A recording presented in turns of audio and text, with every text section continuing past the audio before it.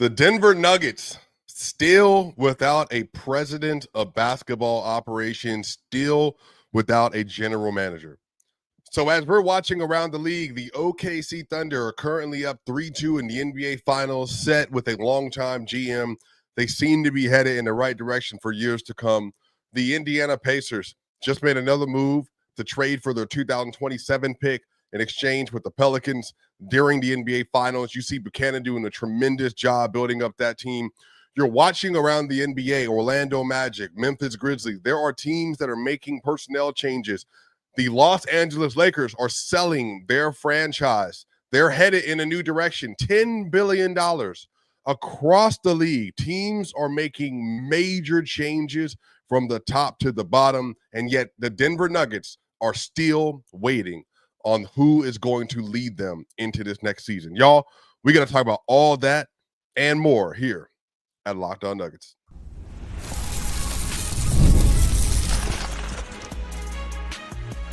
You are Locked On Nuggets, your daily Denver Nuggets podcast. Part of the Locked On Podcast Network, your team every day.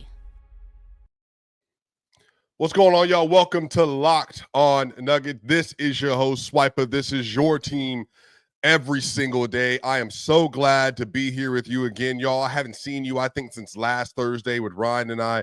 I saw that there was a great episode that Ryan and Matt put up just last night talking about the GM conundrum with the Denver Nuggets. And I wanted to add my thoughts into that because obviously there's been some recent news that shakes up the landscape for the Denver Nuggets a little bit, y'all. So it's going to be a great episode. A lot of implications for what's happening around the league and what's not happening with the Nuggets. By the way, this episode is brought to you by FanDuel. Right now, new customers can get $200 in bonus bets when you place your first $5 bet and it wins. Y'all, what's going on? So as everybody knows, the Denver Nuggets are making more changes to their team. They are now without their leader inside of the Denver Nuggets facility and Tommy Balchetis. Tommy Balchetis has been there for quite a long time. He had a tremendous impact on the overall culture of the Denver Nuggets. A lot of the changes and adjustments and just even a lot of the trades that have been made, there have been a lot of things that he's done that he's influenced significantly for this team. Apparently, he was also very well liked and loved behind the scenes as well. You know, I think the Nuggets are going to miss him. You know, when you're in a situation like this where you're looking for not just a replacement, but also on top of that, they're in a situation now where they're trying to establish a brand new culture. Coach Malone is no longer in the building. You have David Adelman. Adelman takes over. He wins more games in the playoffs, funny enough, than he did over the course of his regular season tenure, which is the first time in NBA history that I believe that's happened. But you see the Nuggets are trying to reestablish a championship mindset. And you saw a lot of that happen in the NBA playoffs when they're in a situation where they're able to find a way to beat the Los Angeles Clippers. But one of the things, even though I picked them to beat the Thunder, and look, they went to a Game 7 and looked like this was going to be an opportunity for them to do so. But they go into a Game 7, and the things that had been prevalent all year with this basketball team come to light. And that is just the severe lack of depth. Now, granted, 3 of the 6 rotation players, including Jamal Murray, Christian Brown, Michael Porter Jr., Aaron Gordon, Nikola Jokic, and Russell Westbrook, that was their top 6 in the playoff. Michael Porter Jr. had an injury that should have had him out for a month and more. Aaron Gordon had an injury to his leg that really should have held him out that game, and then that he clearly debilitated him in the game as well. And then you had Russell Westbrook, who we find out gets hand injury and then ends up getting surgery right after the season's over. So one of the things they run into is that they just had 3 of their best players to go down and play through injuries, and they deserve a lot of credit for that. But they run out of gas because they don't have the depth. They don't have players off their bench they can trust consistently. And one of the things that if you've been watching these NBA Finals, you can kind of watch and see, you know, Jalen Williams, you know, he just had a 40-point game. He just had a 40-point game. And among second options, You don't find many players that are doing that. But I remember we talked about this so many times, you all. One of the things and one of the real criticisms I had of Calvin Booth and his strategy was that if you're going to go young and go good and give yourself an opportunity, you got to move up in the draft. And instead of doing that, they decide they just wanted to wait and see what falls into their lap outside of the Deron Holmes and giving up 3 second-round picks to get him. So where things are currently, you watch J-Dub in the draft lottery in the 12 overall turn into this kind of a player. You're looking at the Indiana Pacers and seeing all the players they've either acquired in the draft or they've acquired through trades. Tyrese Halliburton, Pascal Siakam. They have players on their roster that are making significant improvements to what their games are and overall impacting their ability to win. And I think the Nuggets, they've been so reliant on Jamal Murray, so reliant on Nikola Jokic, so reliant on Michael Porter Jr. They haven't made a true swing trade for this team since 2022 and 2021.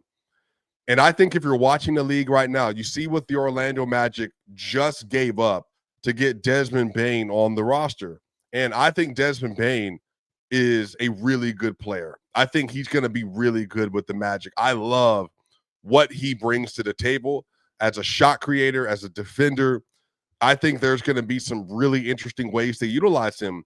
But they take a chance. They combine some of the players on their roster in order to get a player like Desmond Bane in the building. Now, one thing that's been a little bit of a misnomer about my mentality about the Nuggets, just like the OKC Thunder acquired Alex Caruso, I don't think the Nuggets necessarily have to go that route. They may not have the assets to get a Alex Caruso, definitely don't to get a Desmond Bane. But what they have to be willing to do is, if you're going to have a draft and develop strategy, you have to do that higher in the draft than 23, higher in the draft than 29. Higher in the draft than 30, higher in the draft than 32, higher in the draft than 37, and even respectfully higher than in the draft than 21 overall. The Nuggets have drafted at 21, 23, 29, and 30 in the first round. Since 2022, their 4 first-round picks have all been between 21 and 30. And they knew they were going into the season with this idea that with the limitations of the CBA, with the luxury tax, with the first apron, with the second apron, that they're going to need to have not just flexibility, but they're going to need players on the roster that can do multiple things all at once, to have true scheme versatility. And also, Calvin Booth mentioned that this last summer. So this is all going to get into the direction that I think the Nuggets need to establish now. Calvin Booth last summer said the reason they didn't bring back KCP was to have flexibility with the new CBA, that they're not in the second apron. That way they can make the moves they want to make. They didn't do any of that in the regular season, made no additions, no moves, no trades, no nothing. But they relied on their picks between 21, worked out, 29, not so much, 30, not so much, 32, definitely not, 37. They said that's going to be our strategy. We're going to continue to move up and take these kind of players out their spots. And I'm watching around the league and just saying, I just don't understand that if you're going to prioritize this, why would you not just trade your assets up and at that time to go get a premium draft talent that you can utilize? And I just think the Nuggets, they're in a situation now where they're being devoid of leadership and devoid of direction. Right now, there's 2 minds I have. I'm going to talk about some of this in the second segment as well. Tommy Bauchetta is being gone. 2 things. Ben Tenzer, they're awaiting the end of the NBA playoffs, the NBA Finals, to announce Ben Tenzer, and they're going to go with internal development and believing what exactly he's going to do. Or on the other end, they're looking to make an outside hire, and they're waiting on the NBA Finals to be done with, so therefore they can announce those things. Now, I don't know exactly what they're going to do. I have a feeling that it's leaning they're going to have an outside hire, but I truly don't know. But what I do know is that in order for them to become the team that they truly want to become, to add the depth that Jokic was talking about, they're going to have to be able to make significant changes to the rotation and bench. And I don't know if that's going to be internal development. On the other side, y'all, we're going to talk a little bit more about this conundrum they're in with the GM situation. We're also going to talk about some of the strategies that need to develop and change and adjust with this team to move into this new iteration of what the NBA is currently. We're going to talk about all that and more here on the other side, here at Locked On Nuggets. Wow, y'all. We are in the middle of the NBA Finals. The NBA playoffs are in full swing, and every night delivers highlight-worthy performances, major momentum shifts, and can't-miss moments. Whether it's a game-winning shot or a breakout player, there's never been a better time to get in on the action. FanDuel makes it easy to stay in the game before tip-off and live with player props, performance trends, and same-game parlays. Fans have more ways than ever to play smart and win big. Now, which players are going to show up? J-Dub drops a 40 ball. J-Dub in the last 3 games of the NBA Finals, y'all, is averaging 31 points per game. That would be somebody that I would want to focus on going into Game 6 in Indiana with a chance to win their first NBA title. Y'all, and when you do this, man, SGA's playing really well per usual. Watch out. Tyrese Halliburton might not play, so more TJ McConnell, more Andrew Nembhard. They're going to have to rely on other opportunities in order to get this done. So a $200 bonus if you hit your first $5 bet, that's a big deal. So new to FanDuel, it's the perfect time to sign up. Head to FanDuel.com and place your first $5 bet. If it wins, you'll get $200 in bonus bets. Make every moment more with FanDuel, official sports betting partner of the NBA. We'll be right back for segment 2 of Locked On Nuggets. What's going on, y'all? We are back here for the second segment of Locked On Nuggets. This is your host, Swipe, but this is your team every day. I hope you're having a spectacular summer. I hope you all are getting an opportunity to move this summer. Go work out, go walk, go on runs, spend time outside, clear your mental. There's a lot happening in the world. The more you can connect with nature, the better I think things can be for you. Also, if you're listening to this on the audio side, give us a 5-star review. That way more and more people can listen to the great content being made here at Locked On Nuggets. Also, if you're watching this on YouTube, give us a 5-star review. Go ahead, press the subscribe button, y'all. We're on the way to 15,000 subscribers for our next goal. Make sure you're giving us a like, share the content, and subscribe to the channel. All right, y'all. So we're back here talking about the dismissal of Tommy Balchetis and also what's going to happen in this next iteration of this team. Will Ben Tenzer, will he get the job, or are they going to have an outside hire that they're going to rely on in order to move forward into the future? Now, truly, y'all, I'm not sure yet. I think that we're in a situation where the Nuggets are, it looks like, wanting to do the famous internal development plug. But my fear is, my genuine fear, y'all, is that they get in a situation where they're lining up their team to look very much like the Golden State Warriors. Very much like the Golden State Warriors. And I don't want the team to get lost so far into the sauce, similar to the Golden State Warriors, where we're just going to say Jonathan Kuminga, Moses Moody, Brandon Podziemski. But again, even those players overall are better than Julian Strawther and Peyton Watson and Jalen Pickett and Hunter Tyson. So even the idea, you all, of having a 2-timeline build with the Nuggets is still contingent on getting lottery picks. Moses Moody was a lottery pick. Jonathan Kuminga was a lottery pick. Brandon Podziemski was the 18th overall pick. All of those young players, they have to work with and be in a situation where they're developing, they're playing, and they can contribute to high-level basketball. And if you watch how the season went for the Nuggets, now David Adelman might have a different strategy than Michael Malone. He might be able to find ways to utilize the personnel more. But again, I don't have the criticism of Michael Malone that everything and why the reason why the young players weren't developing is all on Malone. I think you have to have really good players. You have to have really good players.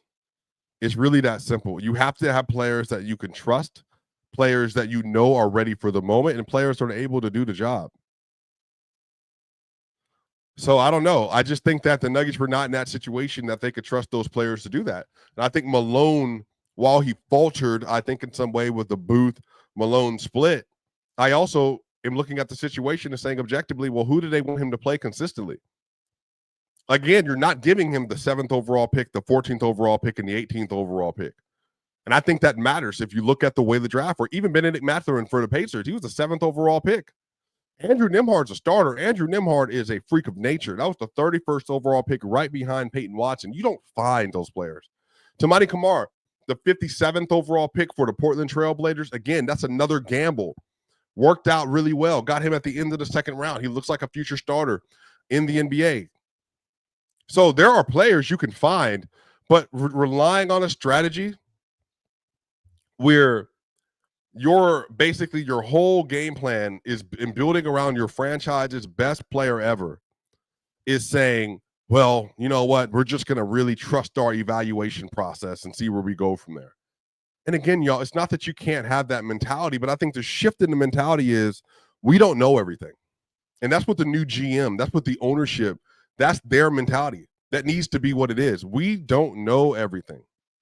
And because we don't know everything, what can we do to increase the propensity of our team and our roster to be able to perform at the level that it needs to? What do we need to do to find ways to make things work and to hit on these prospects at a higher level? And I think you have to be able to have an idea that we're going to be able to move up and work in these situations. We're going to have to be able to find more high-level talent. Because one of the issues I'm even seeing now is that when Josh Kroenke says we're waiting on the perfect GM hire, I think this is a conversation between Stan and Josh. I think they're trying to deliberate the best way to move forward. And again, they could have an outside hire already agreed to, but they can't announce it until after the NBA Finals. Would not be surprised about that.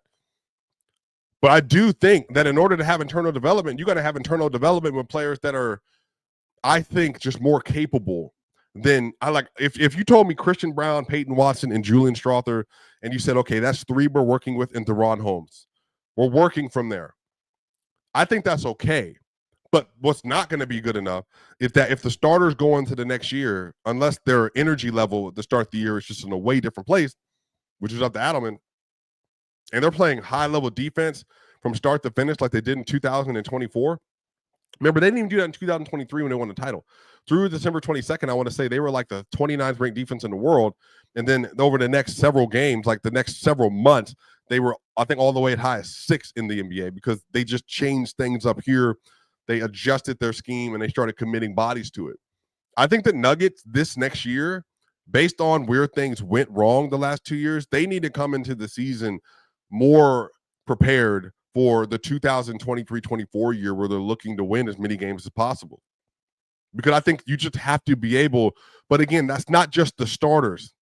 Like the reason OKC is what they are is because they're bringing players off the bench that are veterans, that are young and talented, and they're mixing those things together and finding ways to optimize their personnel.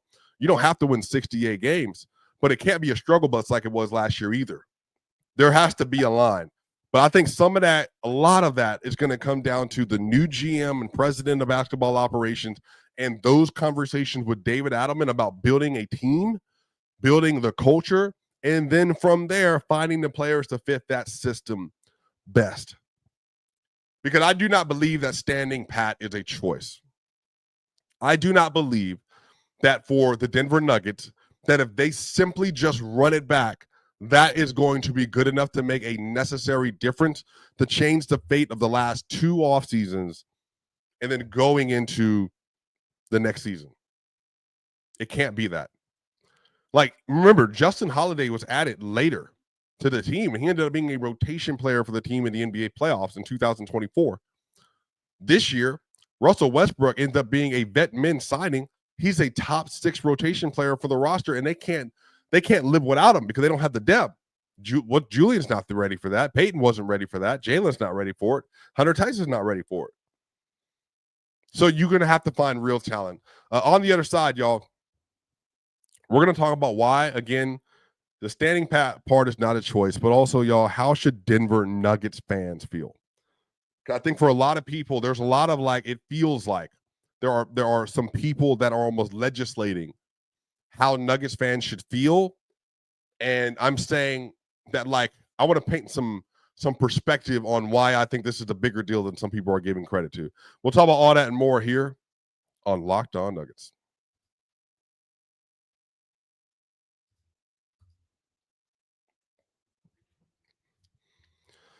What's going on, y'all? We are here for the final segment of Locked On Nuggets, talking about the Denver Nuggets and their GM situation. No president of basketball operations. Yeah, I don't think standing pat's going to be acceptable this year, y'all. And on top of that,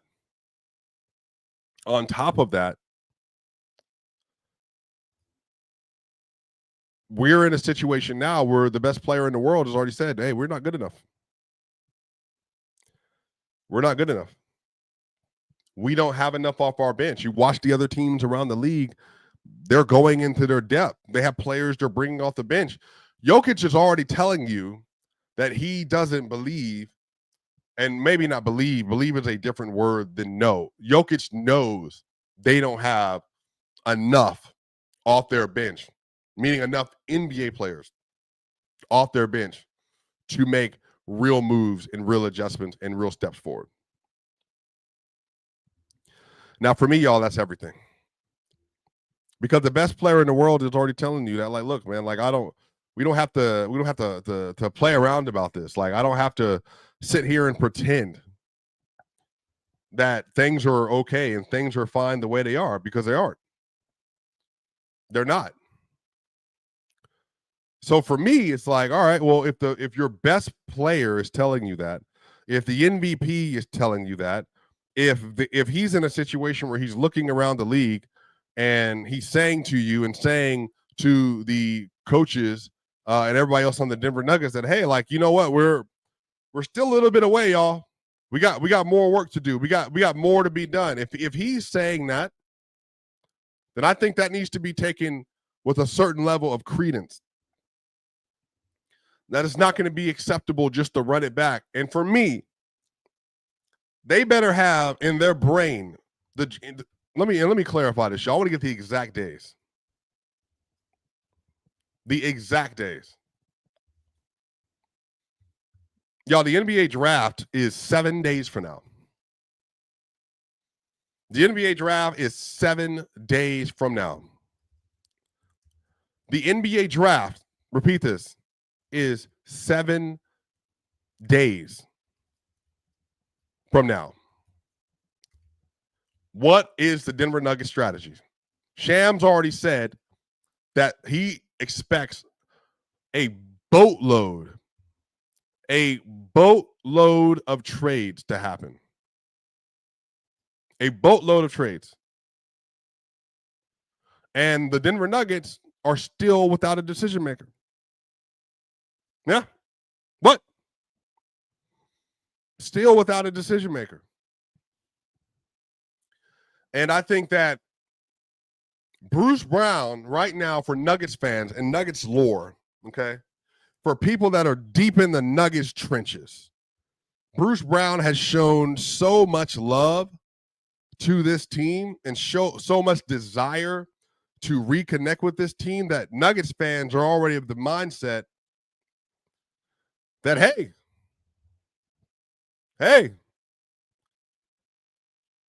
he's going to be a Nugget. Bruce wants to come back. Look at the tweets. I think he has the Denver Nuggets tatted on his body with the championship. He wants to come back, y'all. Throw him the taxpayer MLE. But what if that doesn't happen? How do we, and again, we also don't know if he's a target. So what I'm saying is Nuggets fans, the only reason Nuggets fans right now seem to have a level of appeasement is because they believe that the guy that helped them win a championship 2 years ago is back in the fold. But if he doesn't get signed and the Denver Nuggets come back and say, Jalen Pickett, go. Russell Westbrook's gone. Julian Strawther, go. Peyton Watson, go. Like Ash Ketchum, gotta catch them all, Pokemon. Deron Holmes, fresh off an Achilles, go.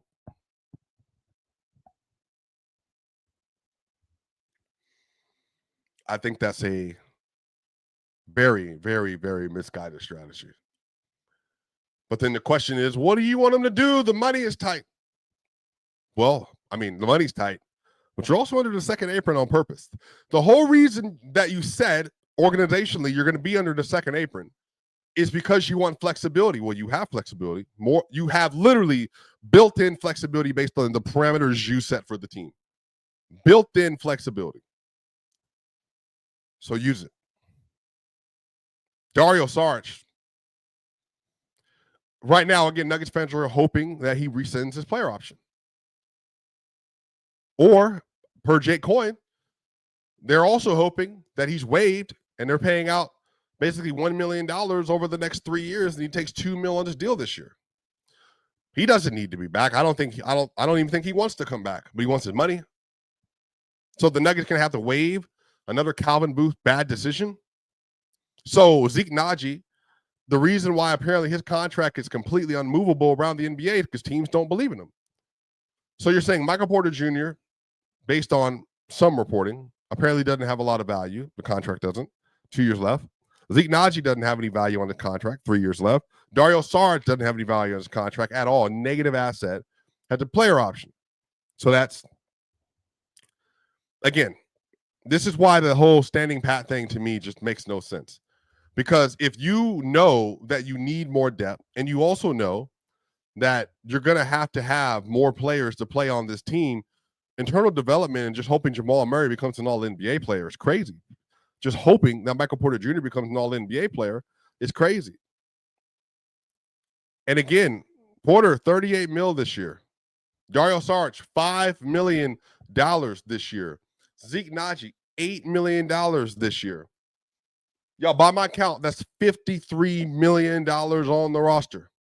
And per what people are intimating is that all of that money is unmovable and unusable. Okay, but now you have the taxpayer in Malik. What do you do with it? It has to be a player that hits. It has to be. It has to be a player that hits. Reggie Jackson started off the 2023-24 season really well, and then he got worn down as the year went on, and he wasn't great. Had a really good playoff game, though, versus Minnesota. First half. Dario Saric, taxpayer MLE. Nothing. Didn't get anything from him. Played 15 games this year, I believe, basically. So now, again, the question becomes, who will you target? Who will you target to make sure that you have an additional player to play on this team next to the young guys? And also, are you going to work your way into this draft this year? I don't know if y'all have heard. This is one of the deepest role player drafts, reportedly, that we've had in years. Like 2017, 2021 was another one. This is one of the deepest role player drafts that you would have had in years. And really, around the Denver Nuggets range, Danny Wolf at 22. You got Cedric Coward at 21, Washington State. I mean, you got Nate Clifford. What are some other players that the Nuggets could use, even in that situation? Drake Powell. He's a shooting guard, small forward, 28 from North Carolina. Walter Clayton Jr. I know that my boy CT likes him a lot. He's a point guard, but the apparently projected to go in the late first. Like, these are all players that they could add and use. But the issue is like if you don't have a draft pick this year, you just can't pretend that to me, like Deron Holmes is coming off an Achilles. It's unrealistic to expect him just to be ready to go. But you're hoping he is. I do not think that Nuggets fans should feel any assuasion about their frustration, about their anger, as long as it's like, contained anger, or about their desires to see the Denver Nuggets. You need to have a leader at the helm, and you need to make better decisions with your basketball team. And you have a 30-year-old Jokic who probably has 5 years, maybe maybe he's LeBron. Maybe he has 5 or 6 MVP level seasons left, and then 4 more All NBA seasons left after that. That's what LeBron is. Maybe he is a freak of nature, but more than likely 4 or 5 years. And then what? Like I think Stephen A. Smith and Jay Will, they got in a conversation on ESPN on First Take saying that Stephen A. Smith think that basically Giannis is an underachiever because he's only won 1 title. And I responded to that by saying I think the Bucks are an underachieving organization for only getting 1 title with Giannis. I think the Nuggets are absolutely, if you look back on from 2018 to 2030, and you win 1 title with Jokic, yeah. That's an underachieving franchise that literally let the window slip. Left the window slip for the best player you'll ever see and a top 10 player I think that's ever played this game. All because you're making up excuses about money, or you were being cheap, or you were being delayed in your GM process, or you allowed for GM and coaching issues to fester and just drop the season, or you allowed a GM to rid everybody of veterans. And you said, self-reportedly, Josh Clark, I should have been more involved, allowed for the GM to get rid of all the veterans, so all the young guys, 29th overall pick, 30th overall pick, 32nd overall pick, and 37th overall pick, that they would have to play. No, I don't think that's good enough. I think you should expect more from an organization in this situation, especially with Jamal Murray, 28 years old. Michael Porter Jr. is currently 26, be 27 soon. Aaron Gordon will be 30 this year. Like it's like you have to. The time's here. Let me know what y'all think in the comment section. Do you think that the Denver Nuggets, are they making an outside hire? Do you think that standing pat for the Nuggets is going to be good enough? Or on the other end of this, how do you feel about the current GM situation and the lack of president of basketball operations situation for the Nuggets? This is Swiper. This is Locked On Nuggets. Y'all know what time it is. See you on the other side.